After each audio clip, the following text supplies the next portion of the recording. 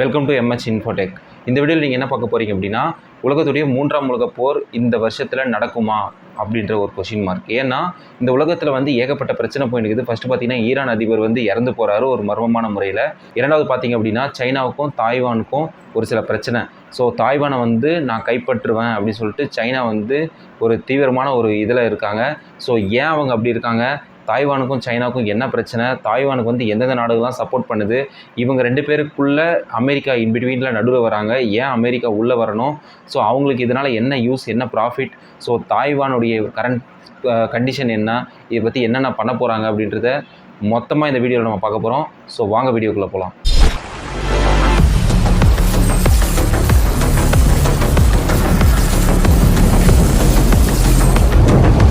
அதாவது தாய்வான்ன்ற ஒரு கண்ட்ரி, ஓகேங்களா, சைனா தனியாகவும் அமெரிக்கா தனியாக, இந்தியா தனியாக, மலேசியா தனியாக, இந்த மாதிரி ஒவ்வொரு கண்ட்ரி தனித்தனியாக இருக்கும்போது பார்த்திங்க அப்படின்னா தாய்வான் அப்படின்றதும் ஒரு தனி கண்ட்ரியாக இருக்குது.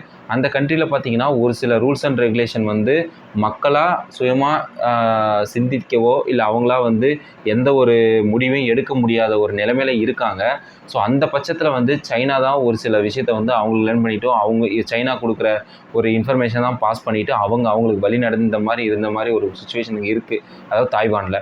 ஸோ சைனா என்ன சொல்கிறாங்க அப்படின்னா, தாய்வான் நாங்கள் சொல்கிற ரூல்ஸை தான் அவங்க ஃபாலோ பண்ணிட்டு இருந்தாங்க. ஸோ அவங்க எங்களுக்கு அடிமை அப்படின்ற ஒரு மனசில் தான் அவங்க நினச்சினுக்கிறாங்க.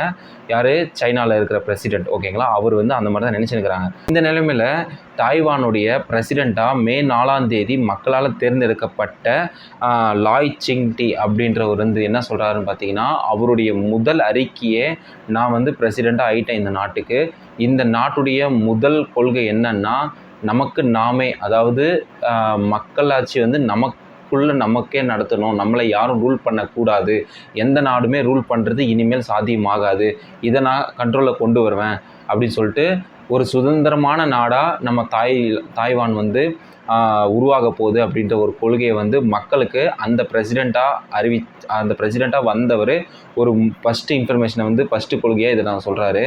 இதை கேட்ட சைனா என்ன பண்ணுது அப்படின்னு பார்த்தீங்கன்னா, இத்தனை நாள் இத்தனை வருஷமாக நாங்கள் சொன்னதான் இவங்க கேட்டுருந்தாங்க, இப்போ என்ன இவங்க ஒரு பிரசிடெண்ட்டாக இவன் யார் அதாவது தாய்வான் அப்படின்ற நாட்டை நானே ஆட்சி புரிகிறேன், சுதந்திரம் வேணும் அப்படின்னு சொல்லிட்டு கேட்குறாங்க. இது ஒரு கோபத்தை கிளப்புது சைனாவில் இருக்கிற பிரசிடெண்ட்டுக்கு. ஸோ இந்த பட்சத்தில் என்னன்னு பார்த்தீங்கன்னா, சைனாக்காரங்க ஓப்பனாகவே அந்த தாய்வானை சுற்று போட்டாங்க. என்னென்னா 33 கப்பல் படையும் 15க்கு மேற்பட்ட அனுபவத்தில் இருக்கிற அந்த ஒரு ஹெலிகாப்டர்ஸு, இந்த மாதிரிலாம் பார்த்திங்க அப்படின்னா என்னென்னலாம் போருக்கு பண்ண முடியுமோ அந்த ஒரு பாசிபிலிட்டியான எல்லா திங்ஸையும் தாய்வானை சுற்றி அரேஞ்ச் பண்ணிட்டாங்க. அரேஞ்ச் பண்ணிவிட்டு ஓப்பன் ஸ்டேட்மெண்ட் கொடுக்குறாங்க, நாங்கள் உங்களை தாக்க போகிறோம், இப்படி தான் தாக்க போகிறோம்னு சொல்லிட்டு ஒரு அனிமேஷன் வீடியோவையும் ப்ளே பண்ணி தாய்வானுடைய பிரசிடெண்ட்டுக்கும் ஓப்பன் வேர்ல்டுக்கும் ஸ்க்ரீனை கொடுக்குறாங்க. எந்தளவுக்கு தைரியம் பாருங்களேன் சைனாவுக்கு. இல்லை, ஏன்னா ஒரு நாட்டை நான் தாக்க போகிறேன்னு ஒரு சில பேர் சொல்கிறத தாண்டி நான் இப்படி தான் தாக்குவேன், இதெல்லாம் நான் யூஸ் பண்ணுறேன், உங்களால் என்ன பண்ண முடிஞ்சால் உங்களால் தடுத்து பாருங்கள் அப்படின்னு சொல்கிறாங்க. இதுக்கு தாய்வானுடைய பிரசிடெண்ட்டு, அதாவது ரீசெண்டாக பிரசிடெண்ட் ஆனவர் என்ன சொல்கிறாருன்னா, கெத்தா நீ எவ்வளோ வேணாலும் பண்ணு, எனக்கும் இருக்குது, நானும் ஆரம்பிக்கிறேன், வா மோதிக்கலாம் அப்படின்னு சொல்லிட்டு இவங்க 2 பேர் நிற்கிறாங்க. இவங்க 2 பேர் நிற்கிறாங்களா, தாய்வான் சைனா, இவங்க 2 பேர் இருக்கிறாங்க. இந்த இன்பிட்வீன் கேப்பில் சம்மந்தமே இல்லாமல் உள்ளே வராங்க அமெரிக்கா. ஏன் வராங்க அப்படின்னா, தாய்வான் மேலே நீ கையை வச்ச அப்படின்னா நான் உன்னை அஃபிஷியலாக டைரெக்டாக சொல்கிறேன், உன்னை நான் தாக்குவேன்னு சொல்லிட்டு சைனா பிரசிடெண்ட்டுக்கிட்ட நம்ம Joe Biden America president open statement கொடுக்குறாரு. நீ சைனாவை தொட்ட அப்படின்னா நான் உன்னை போடுவேன், உன்னை தாக்குவேன், நான் எங்களுடைய படம்லாம் அமெரிக்க படம்லாம் சைனாவை தாக்கும், நீங்கள் ரொம்ப பண்ணிகிட்டு இருக்கீங்க அப்படின்னு சொல்லிட்டு ஓப்பனாக ஜோ பைடன் சொல்கிறாரு. ஸோ இப்படி தாங்க இருக்குது நிலமை. ஸோ அமெரிக்கா ஏன் தாய்வானுக்கு சப்போர்ட் பண்ணணும், எதனால், ஏன் மற்ற நாடுகள்லாம் யாருமே இப்போதைக்கு முன் வரல, அமெரிக்கா மட்டும் ஏன் முன் வருது அப்படின்னு பார்த்தீங்க அப்படின்னா, தாய்வானில் தான் ப்ரொடியூஸ் ஆகிற ஒரு சின்ன சர்க்கியூட்ஸு, அந்த சின்ன சர்க்கியூட்ஸ் எல்லாம் இருக்கும் பார்த்தீங்களா, அமெரிக்காவில் நடக்கிற ஒரு 50% ஆஃப் பிஸ்னஸுக்கு ஸ்மால் ஸ்கேல் தாய்வான்லேருந்து தான் சப்ளை ஆகுது. ஸோ இந்த ப்ராடக்ட் எல்லாம் பார்த்திங்க அப்படின்னா சைனா தாய்வானை அஃபெக்ட் பண்ணிச்சு அப்படின்னா அவங்களுடைய பிஸ்னஸ் பெரிய அளவில் பாதிக்கும் அப்படின்ற ஒரு மைண்ட் செட்டோடு தான் அமெரிக்கா நான் தாய்வானுக்கு முன்னாடி வருவேன், அவங்களுக்கு நான் சப்போர்ட்டிவாக நிற்பேன் அப்படின்றதுக்கான ரீசன், ஓகேங்களா. இதையும் தாண்டி சைனா என்ன பண்ணுறாங்க அப்படின்னா, நீ எவ்வளோ வேணாலும் ஹெல்ப் பண்ணு, பட் நான் அவங்கள தாக்குறதா அப்படின்னு சொல்லிட்டு ஓப்பன் அனிமேஷனை வீடியோ ரிலீஸ் பண்ணது மட்டும் இல்லாமல் அமெரிக்காவுக்கும் சவால் விடுறாங்க, நான் அவங்கள தாக்குவேன், உங்களால் முடிஞ்சதை நீங்களும் பண்ணுங்கள் அப்படின்னு கொடுக்குறாங்க. ஸோ இந்த மாதிரி பட்சத்தில் தாய்வான், சைனா, அமெரிக்கா இந்த இன்பிட்வீன் இருக்கிற மக்கள் இவங்க என்ன பண்ணாங்க, இப்போது போர் நடக்குது அப்படின்னா 2 பிரசிடெண்ட்டுக்கும் இல்லை பக்கத்தில் சப்போர்ட் பண்ணுற பிரசிடெண்ட்டுக்கும் இவங்களுக்கு யாருக்குமே ப்ராப்ளம் இல்லை. இவங்க மேலே இருந்து தான் இருப்பாங்க தவிர ஒரு லீட் மட்டும்தான் பண்ண சொல்லுவாங்க. பட் இந்த இடத்துல பாதிக்கப்படுறது யாருன்னு பார்த்தீங்கன்னா அந்த தாய்வான் மக்கள் மட்டும்தான். ஸோ 3ஆம் உலகப் போர் வெடித்தது அப்படின்னா எத்தனை பேர் இறக்க போகிறாங்கன்னு தெரியல, எவ்வளோ பெரிய இஷ்யூ ஆக போகுதுன்னு தெரியல. பட் இந்த 3ஆம் உலகப் போர் நடக்கக்கூடாது அப்படின்றது தான் எல்லோருடைய மைண்ட் செட்டும்.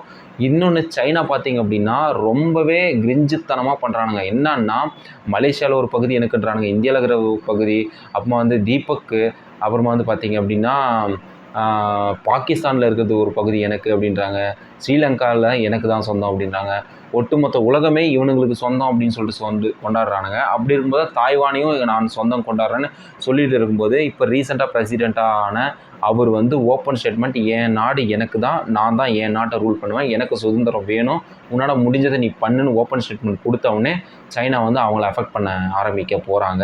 பட் அது எப்போன்னு தெரியல. பட் அஃபிஷியலாக எல்லாத்தையும் பக்காவாக ரெடி பண்ணி வச்சுருக்காங்க தாய்வானை தாக்கிறதுக்கு சைனா. இந்த பட்சத்தில் நீ ஒரு அடி அவங்க மேலே வச்சேன்னா அடுத்த அடி அமெரிக்காலேருந்து உனக்கு விழும் சைனாக்கு அப்படின்னு சொல்லிட்டு அவனுக்கு ஓப்பன் ஸ்டேட்மெண்ட் அமெரிக்கா கொடுத்துறாங்க. ஸோ இதுதாங்க இப்போதைக்கு தாய்வான், சைனா, அமெரிக்கா இந்த 3 நாடுகளுக்கும் இருக்கிற பிரச்சனை. ஸோ இந்த மாதிரி நேரத்தில் நீங்கள் யாருக்கு சப்போர்ட் பண்ணுறீங்க? சைனா பண்ணுறது தப்பா, இல்லை தாய்வான் பண்ணுறது தப்பா, இல்லை அமெரிக்கா இவங்களுக்கு சப்போர்ட் பண்ணுறது தப்புன்னு நீங்கள் சொல்ல வரீங்களா? ஸோ நீங்கள் என்ன சொல்கிறீங்கன்னு மறக்காம கமெண்ட் பண்ணுங்கள். அண்ட் வந்து பார்த்தீங்கன்னா சைனாக்காரங்களுக்கு ஏன் இந்த மாதிரி ஒரு எண்ணம், இன்னொரு நாட்டை நான் அடிமைப்படுத்தி வைப்பேன், உன் நாட்டை நீ பாரு அப்படின்றது தான் ஒரு எத்திக், ஓகேங்களா? அமெரிக்கா வந்து ஆனஸ்ட்டாக இருக்குன்னு சொல்கிறாங்க. பட் ஒரு சில பேர் வந்து இவங்க வியாபாரத்து நோக்கத்துக்காக மட்டும்தான் தாய்வானுக்கு வந்து சப்போர்ட் பண்ணுறாங்க.